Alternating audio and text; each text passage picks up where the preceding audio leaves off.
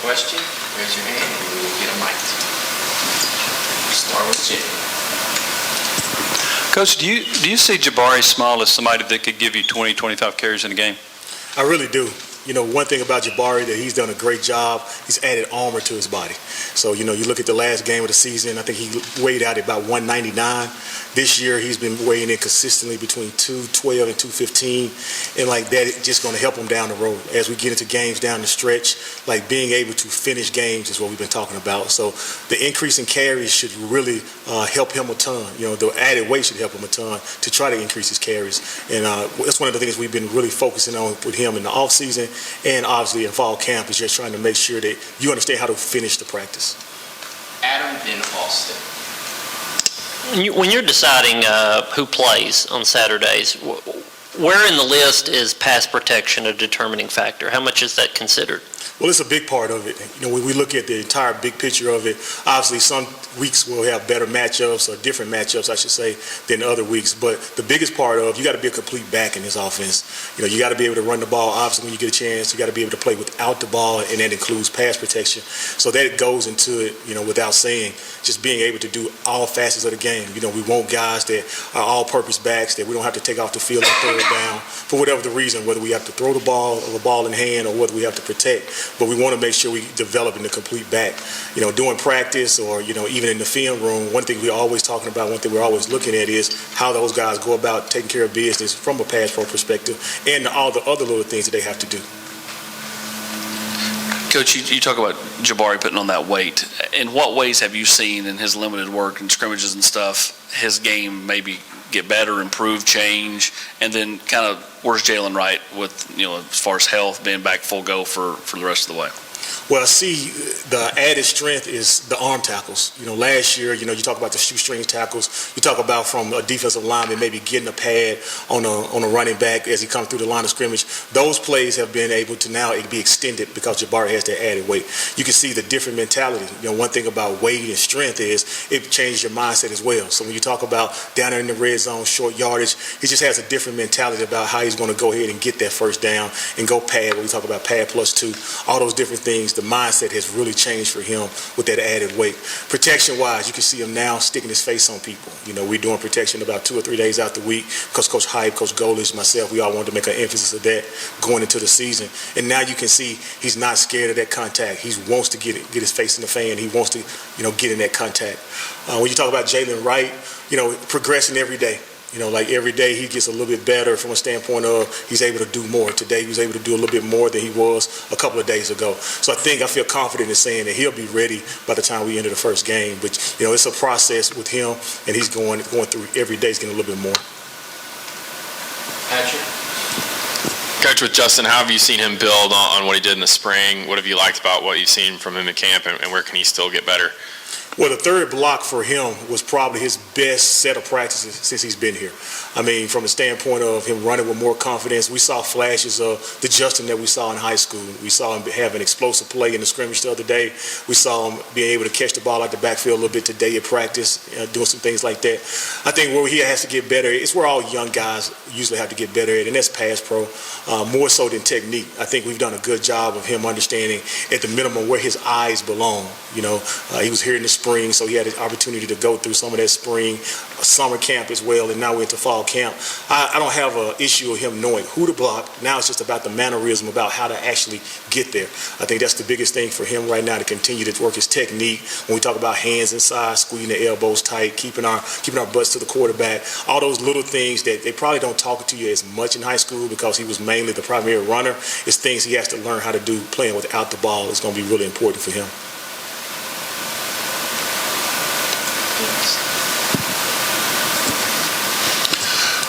I know Dylan came in a little bit late in the summer. Can you give us a breakdown of his game and your expectations of him? He's done a great job. You know, he's kind of a fan favorite right now in the building with his attitude, his personality, which we knew when we recruited him. Every day he comes out there and it seems like he does something really good with the ball in his hand. an explosive play. We talked about him being a guy that was going to have those sexy runs, those long, explosive runs, and that's what he's held true to form. He's that guy that every day in practice, he's been coming out there. He finds a way to get through the small creases. He's a smaller back, and he gets the top end speed really fast. We've been really impressed with his natural vision and his natural patience as a runner. Obviously, the thing that he has to continue to grow in more than anything else is that physicality part of it, and that's going to come as he gets in games more, as he gets in practice and those live reps more. I like the way Dylan's operating within our offense as well. He's playing with that sense of urgency that we need to do in our offense because we play so fast. Kellyanne and Ryan. Hey, Coach, I didn't see Lynn J. Dixon out there today. Is that anything of concern at practice? No, he tweaked his ankle, but he's fine. He should probably be back with us tomorrow. Lynn J., we should kind of keep him in, doing some limited work, strength and conditioning, make sure he gets back 100%. But Lynn J.'s progressing fine. What does he add to that running back room, and is he a guy you see could have some significant playing time this season? Really still early to say right now. We're glad to have him right now. We're happy that he's here in the building and learning and progressing each day. The biggest thing, Lynn J., is 23 years old, and he's played a lot of college football. He's had success on a high stage and at a high level, so really just excited about him learning and progressing throughout the weeks. And I think that's one thing, making a commitment to making sure that he's understanding what to do and how to do it. We'll see how he goes and how he learns and progresses throughout the rest of camp. Do you have kind of a good feel for how you want to handle the rotation in the backfield? How many guys would you ideally like to play, and is there a certain number of carries that you want to limit Jabari to? Do you kind of go in with the target goal for not overworking him, I guess? We really never know. The biggest thing is we're always trying to do a great job of making sure we monitor those guys during the course of the game. If a guy gets a hot hand, obviously we potentially want to stay with him.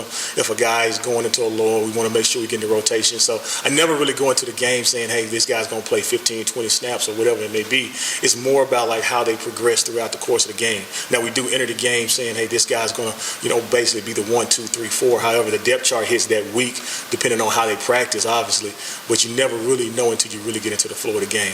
I will tell you this, Jabari has done a good job of trying to get his body right so he can finish games more than anything else. Wes and Jimmy. When you talked about Jabari adding that weight, was that something that after last season y'all went to him and said, hey, we'd like you to do this, or did he come to y'all and say, hey, I want to do this? I think it was mutual. I think he saw what he needed to do to get better as a player.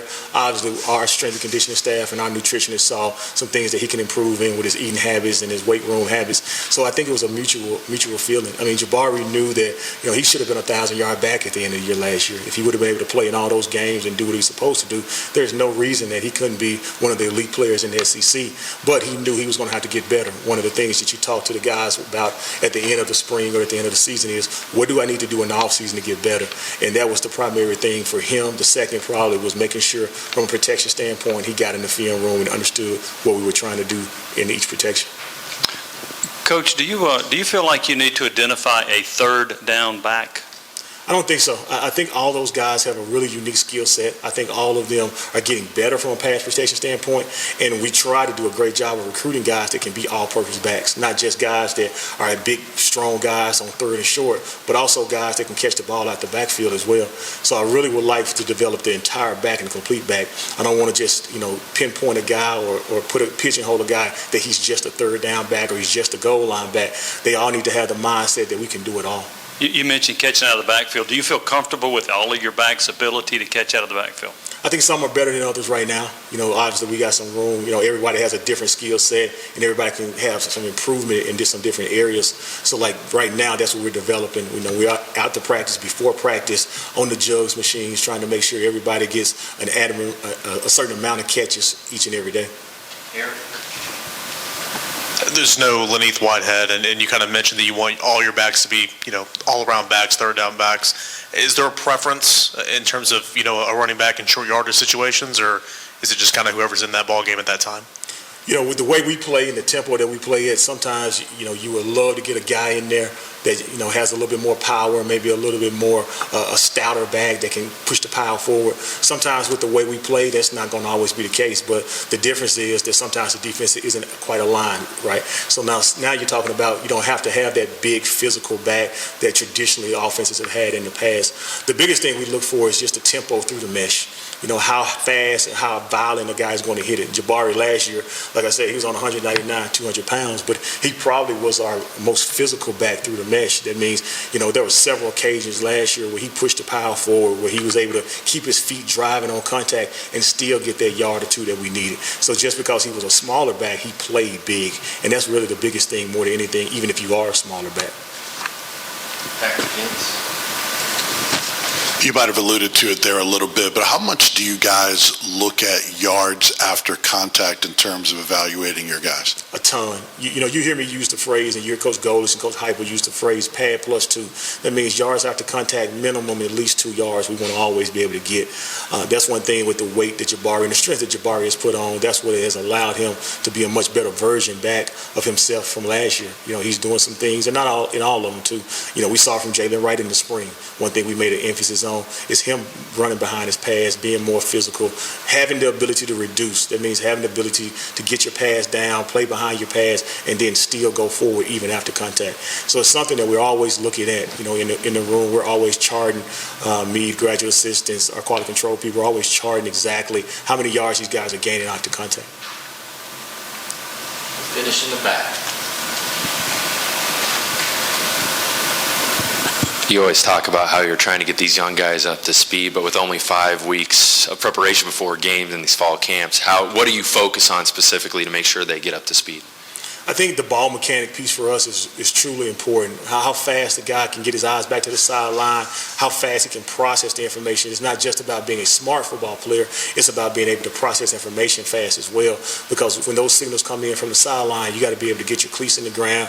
You got to be able to execute at a highest level while still playing with the fundamentals. So some of those things from a standpoint of just understanding plays-wise, like what those guys are supposed to do. One great thing in the luxury that we had, all those guys were able to be here the first and second session of summer school. So, you know, they got a dose of the installation in the summer school sessions, and then now they're getting basically a repeat of the installation now in fall camp, which has allowed them to really understand the system. We always tell them, if you don't understand the plays when we go into fall camp, it's going to be very hard for you to get on the field and very hard for you to play at the level that we need you to play at. So that's what those young guys, Justin was here in January, Dylan came in May, and it's kind of a fish to water right now. These guys have been really playing fast, really playing hard. We spent little time talking about the actual what you're supposed to do, and now we can get in really the nuts and bolts of the fundamental piece of the smaller details of what they got to do. Thank you, Coach. Thanks, Jake.